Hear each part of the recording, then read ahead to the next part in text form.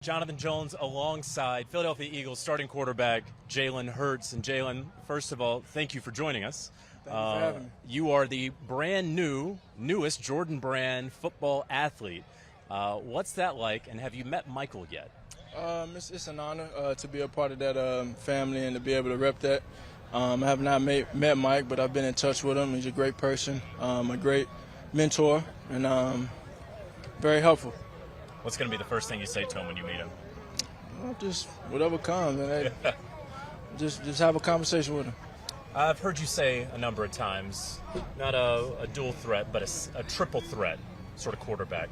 What do you mean by that, and why do you take such pride in that? It's just a matter of just being efficient in every area of my game and coming out here and really trying to stretch myself in those areas and challenge myself to play at a high level in all those areas. So it's always a work in progress, and it's always a journey in itself. So it's not just running the football, it's not just throwing the football, it's the mental part of the game as well. Yeah, that is all three. And so take me through what this team's identity. Last year was last year. This year is a new year. And I understand working day by day, all the sort of football cliches that I know are very true with a football team. But what is this team's identity going to be this upcoming season? I'm glad you just answered the question within the question.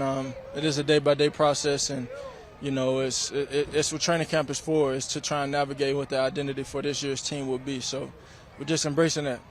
What'd you think of practice today? It was good. It was good. Good to compete against another group for sure, a very talented group in the Cleveland Browns, and make some plays and get to compete against them. We haven't seen you in a preseason game since last year. You were 6 for 6, then a late hit out of bounds. Are we ever going to see you in a preseason game again, or is it going to be a lot of these joints? I don't know if that's my question to answer. Just trying to take advantage every day. Good. Well, let me ask you, the tush push, or whatever one calls it, do you all call it the tush push here? What is that? the quarterback rushes that you all, when everybody pushes behind you. Quarterback sneaks. Quarterback sneaks? The quarterback sneaks, yeah, right. That's usually the universal term for it, quarterback sneak. Yeah, well, a lot of people call it the tush push because of how you all get folks behind you. Yeah. It was very, very successful last year. The NFL attempted to stop it, but didn't. Are we going to see more of that this upcoming season? I don't know what'll come. Usually when you get good at something, you try and do it at a high level. So we try and find out what that is for us.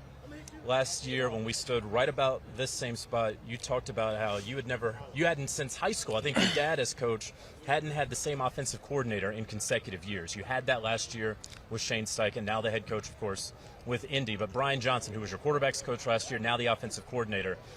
You guys just pick up right where you left off? Is there any is it seamless? Well, I think that's another change in itself. When you change coordinators, that's never an easy task. But again, it's all about trying to find out how we're going to roll, how we're going to